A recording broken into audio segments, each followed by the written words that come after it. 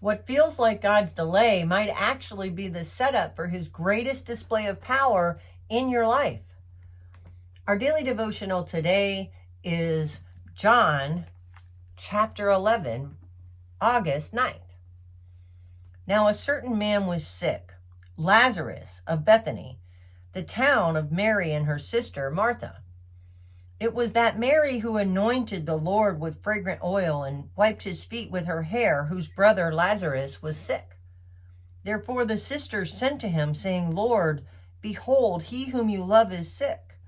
When Jesus heard that, he said, This sickness is not unto death, but for the glory of God, that the Son of God may be glorified through it. Now Jesus loved Martha and her sister and Lazarus. So when he heard that he was sick, he stayed 2 more days in the place where he was. Then after this, he said to the disciples, Let us go to Judea again. The disciples said to him, Rabbi, lately the Jews sought to stone you, and are you going there again? Jesus answered, Are there not 12 hours in the day? If anyone walks in the day, he does not stumble because he sees the light of this world. But if one walks in the night, he stumbles because the light is not in him. These things he said, and after that he said to them, Our friend Lazarus sleeps, but I go that I may wake him up. Then the disciples said, Excuse me, Lord, if he sleeps, he will get well. However, Jesus spoke of his death, but they thought that he was speaking about taking rest in sleep. Then Jesus said to them plainly, Lazarus is dead, and I am glad for your sakes that I was not there, that you may believe. Nevertheless, let us go to him. Then Thomas, who is called the twin, said to his fellow disciples, Let us also go that we may die with him.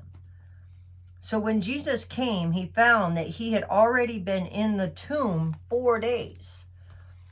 Now Bethany was near Jerusalem, about 2 miles away, and many of the Jews had joined the women around Martha and Mary to comfort them concerning their brother. Then Martha, as soon as she heard that Jesus was coming, went and met him, but Mary was sitting in the house. Now Martha said to Jesus, Lord, if you had been here, my brother would not have died. But even now I know that whatever you ask of God, God will give you. Jesus said to her, Your brother will rise again.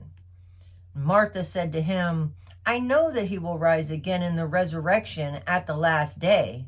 And Jesus said to her, I am the resurrection and the life. He who believes in me, though he may die, he shall live. And whoever lives and believes in me shall never die. Do you believe this? She said to him, Yes, Lord, I believe that you are the Christ, the Son of God, who is to come into the world. And when she had said these things, she went her way and secretly called Mary, her sister, saying, The teacher has come and is calling for you. As soon as she heard that, she arose quickly and came to him.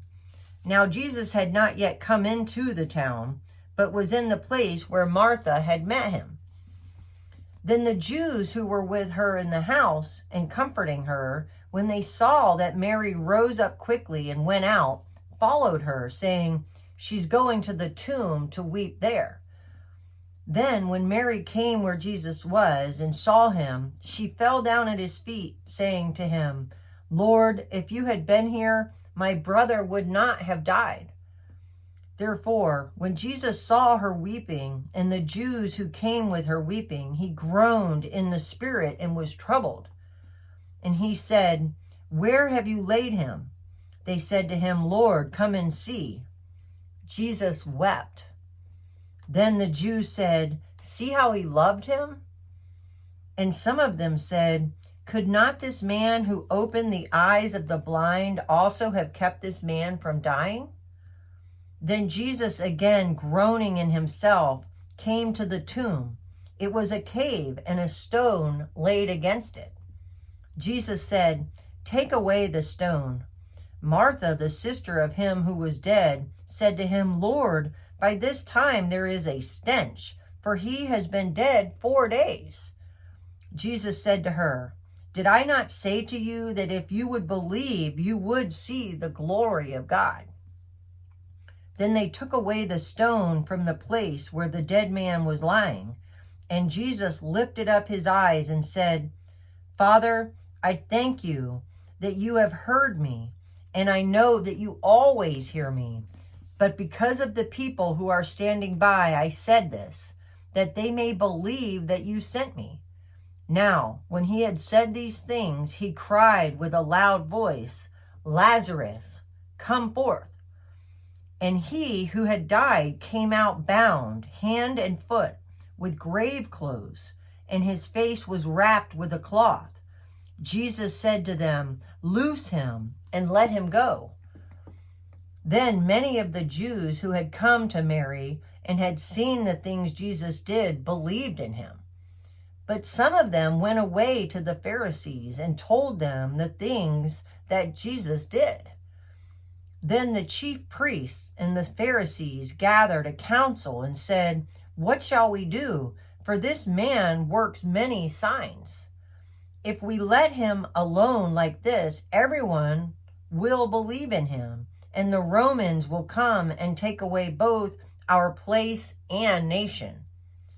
And one of them, Cepheus, being high priest that year, said to them, "You know nothing at all, nor do you consider that it is expedient for us that one man should die for the people, and not that the whole nation should perish." Now this he said, Now this he did not say on his own authority, but being high priest that year, he prophesied that Jesus would die for the nation, and not for that nation only, but also that he would gather together in one the children of God who were scattered abroad. Then from that day on, they plotted to put him to death. Therefore Jesus, no longer walking openly among the Jews, but went from there into the country near the wilderness, to a city called Ephraim, and there remained with his disciples. And the Passover of the Jews was near, and many went from the country up to Jerusalem before the Passover to purify themselves. Then they sought Jesus and spoke among themselves as they stood in the temple, "What do you think, that he will not come to the feast?" Now, both the chief priests and the Pharisees had given a command that if anyone knew where he was, he should report it, and that they might seize him. Amen. That is an amazing and powerful story. And it just goes to show that we must put our trust in the Lord, because he does have a plan for our lives. Thank you so much for being here, listening to the daily devotional being read aloud. If you or someone you love are in need of prayer, please put prayer in the comment section and I'll add your name to my prayer journal. If this message was a blessing to you, please repost it, share it, send it to a friend. Do whatever you can to help get the message out so that it can be a blessing to others as well. I hope you have a wonderful and blessed day. Be sure to check out my Utmost for His Highest. Subscribe, turn on the notification bell, and remember, it's our planet, our responsibility. Bye now.